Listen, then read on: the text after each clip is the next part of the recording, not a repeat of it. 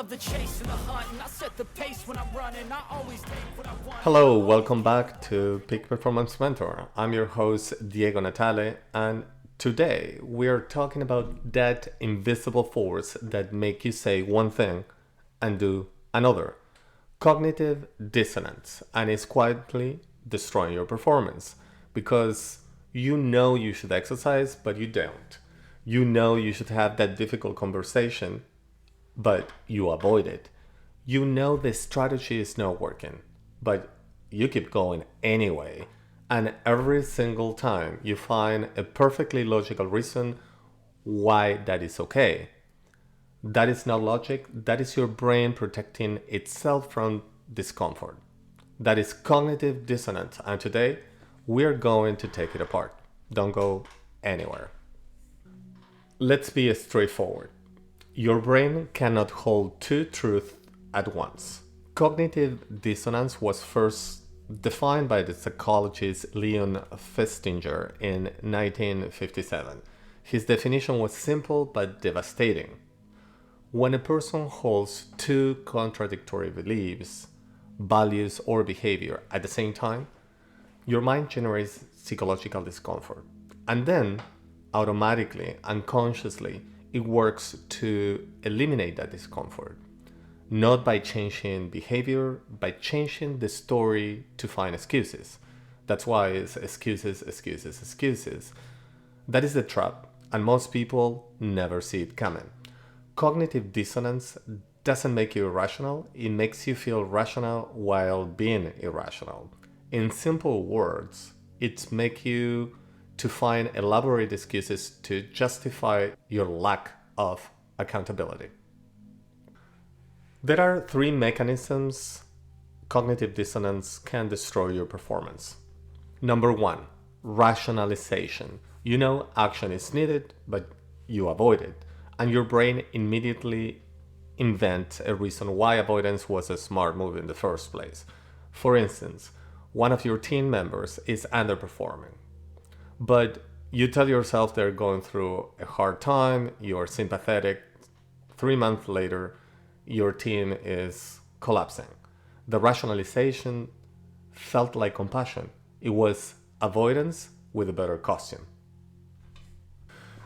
Mechanism number two is called selective processing. Once dissonance exists, your brain becomes a filter.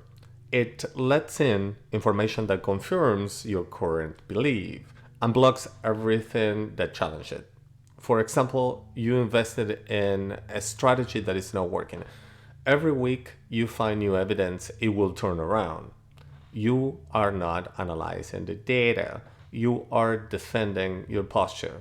And that's very common with cultural grouping, tribing, and even in politics. Mechanism number three is called identity protection.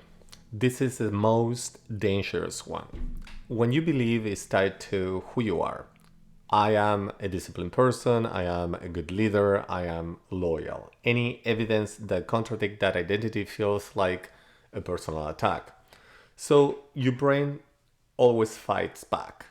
It blames other, it doubles down, it protects the image instead of fixing the problem.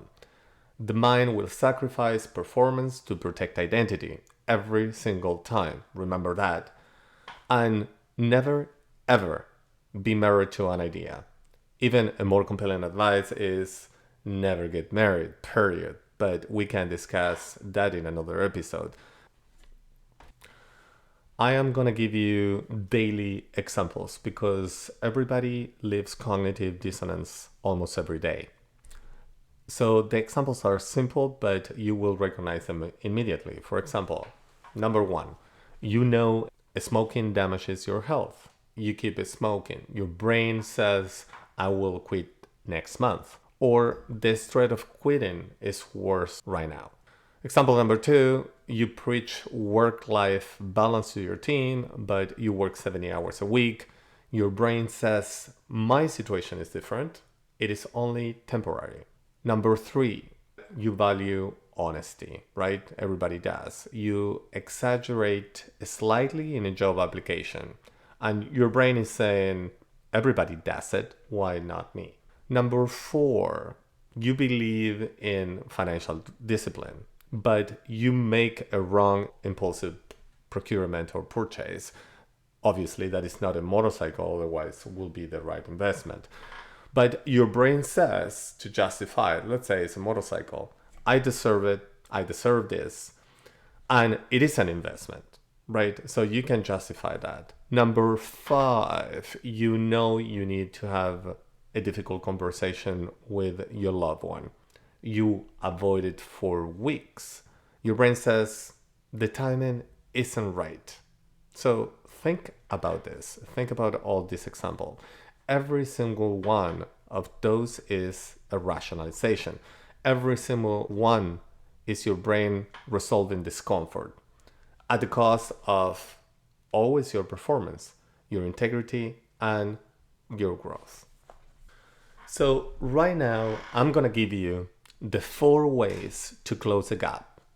How do you fight back? Strategy number 1, name it out loud. The moment you say, I believe X, but I'm doing Y, the rationalization machine loses power. Dissonance lives in the dark. Naming it or recognizing it brings it into the light. Peak performance have the courage to say it loud, recognize it, and that make it visible to your eye. The second strategy is align behavior to values, no values to behaviors. The wrong move is to lower your standards to match your actions. The right move is to raise your actions to match your standards. Ask yourself, is someone watch everything I did this week? What would they say I actually value, right? And that's an excellent introspection. Then you close the gap between what you do and what you say. Strategy number 3, seek disconfirming evidence deliberately. Because dissonance make you filter information. You must force yourself to look for the opposite. Find the person who disagrees with you. Read the report that challenge your beliefs. Ask the question you are afraid to hear the answer to. That is not weakness, that is peak level thinking. You always have to find the loopholes in your thinking and acknowledge them. Then strategy number 4 is separate identity from behavior. When you can say, I was wrong, without it threatening who you are, cognitive dissonance loses its grips entirely. You stop defending yourself, you start adapting. And adaptation is the engine to peak performance. The gap between what you believe and what you do is where performance goes to die. Close the gap, not by changing your standards, but by raising your actions to meet those standards. Now, I will give you a quick reference for what we discussed today here in the episode 269 of Cognitive Dissonance. The definition of cognitive dissonance is that discomfort from holding two contradictory beliefs simultaneously. It's very common and was discovered in 1957 by this psychology Leon Festinger or something like that. How destroyed your performance? We discussed 3 mechanisms. One is rationalization, changing the story instead of the behavior. The mechanism number 2, destroy your behavior, is selective processing, filtering information to protect current beliefs. The mechanism number 3 is that identity protection, defending self-image over truth, avoidance, self-deception, poor decisions, and stagnation. Now, the most importantly about this episode is I give you 4 strategies in how to avoid it. Number 1, name the contradiction out loud. That bring it to life, you are conscious about it, and you close the gap. Strategy number 2, align behavior to values, not values to behavior. Strategy number 3, seek disconfirming evidence deliberately. That means find the loophole in your thinking or what you are doing. Strategy number 4, separate identity from behavior. And my friends, this is all I have for you today. Thank you for watching. And I'm gonna leave you as I always do. Be grateful for all those little things you have, and you will unfold a life of gratitude. Be nicer to each other, and know that you are appreciated, my friends. Until next time, this is Peak Performance Mentor. Now wake up! It's time to look at the enemy. Look in the mirror if he is no friend to me. It's not working out, maybe it's the chemistry. It's time to break up so I can make a better me. Better believe